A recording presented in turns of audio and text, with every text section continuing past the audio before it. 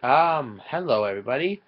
This prediction video, unlike my last prediction video, ain't taking place outside of the arena. So if you're thinking that I'm in Nashville, Tennessee, you've been horribly, wrongfully, brutally mistaken.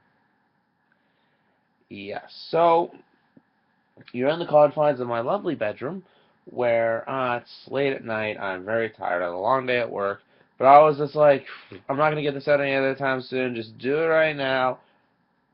Bang one out with my Night of Champions prediction video.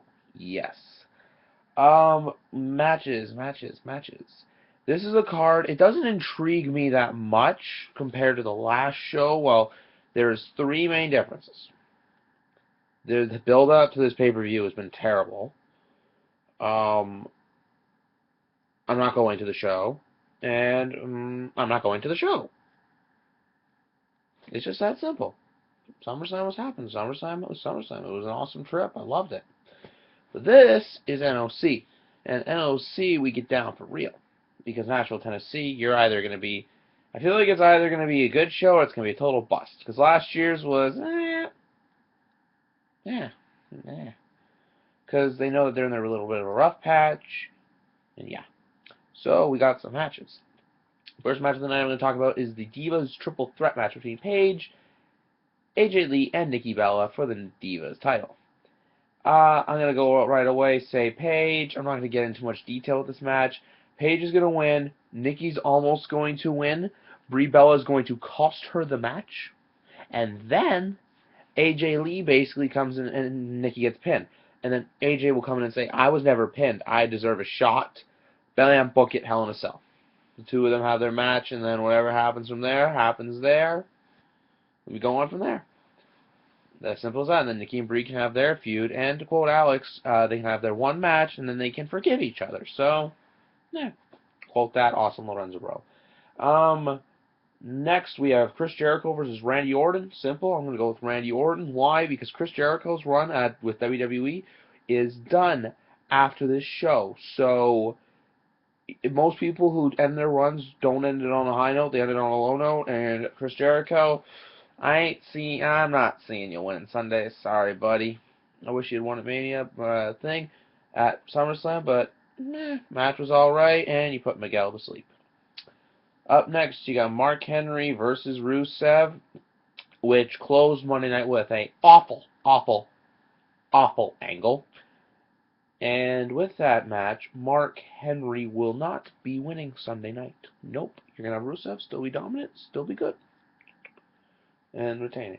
And up next, you've got Roman Reigns versus Seth Rollins. This one was a bit of a toss-up. We somehow, for some godforsaken reason, we got this match for free on Monday night. Which didn't make much sense to have this match on a pay-per-view. You think about it, paying it now, you've seen this now, oh, we're going to see this match 6 days from now. So it's kind of like, what's the point of even doing the match? But I'm a good guy. I'm going to predict it well. I'm going to give it to the guy who walked out right beside me at SummerSlam, Roman Reigns. Alright, let's get into some title matches. First up, we got the tag team title matches. It's been a great 6 months, but like all they say, all good things must come to an end. And I believe that the Goldust and Stardust weirdo, bizarre as shit tag team will win the tag team titles over the Usos. Why? Because the Usos had a great run, but time to end it. 6 months, don't kill it. And also because they have to establish themselves as real heels, and by doing that, they're going to capture the tag titles.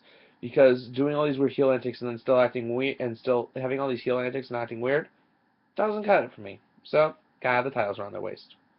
Like I have my weird kayfabe title somewhere around here somewhere. And then, let's see, what do you have next? You have the U.S. title match, where you have Sheamus versus Cesaro. That's a Stone Cold Steve Austin funny line.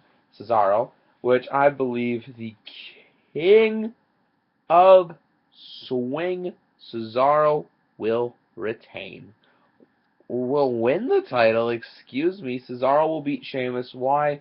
Because in my next match prediction, I've got Dolph Ziggler versus The Miz, and I've got Dolph Ziggler winning. These two combine into each other because you're going to have one face champ one heel champ. It just makes sense. Because with your mid card titles, you're gonna have one. You want to have one heel. You want to have two faces holding the titles at once, and then you can have Sheamus and Cesaro do a little program, do whatever. Maybe end at Hell in a Cell, and then Survivor Series. Maybe Sheamus will face this next man. This next man match is the main event of the evening, the last match to go out. A match that better not have as many German suplexes as it did in the last match, otherwise I won't be happy.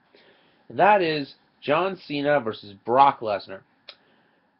Basically, this match at SummerSlam played out a lot more differently than I thought. Like, I knew Cena wasn't going to win, but I didn't think that Brock would have beaten the holy hell out of him. I didn't like watching it. Well, yeah, you might have liked it, you might not have liked it. Me personally, not a fan. But seriously, that's all it was. It was about 15 German suplexes and like 2 F5s. That was it. And Cena had his little bit of offense, and the match was done. I am picking Brock to win this match. Why? Because you're not going to have Brock lose a match after he beat the streak and he whips someone's ass. Oh, and he's going to lose. No. And so, yeah, and then now if you can have, and then have Cena shy away from it, and then maybe have someone random face Brock at Hell in a Cell, and then, like I said, maybe you can have Sheamus face him at Survivor Series. That can make for a pretty good match. Sheamus Lesnar. I think so. So, yes, I feel like Sunday's show will either be, it's not going to be amazing unless something really weird happens, which everyone's talking about Seth Rollins might cash in. No. I'll wait till post-Mania for him to cash in. Have him hold the titles for that long. You're just anticipating it, and then when Tyler Black wins, the Tyler Black regime will begin. So, we can only hope whatever happens Sunday happens. But for now, I'm saying goodbye and good night. Plus, this pay-per-view is available for $9.99.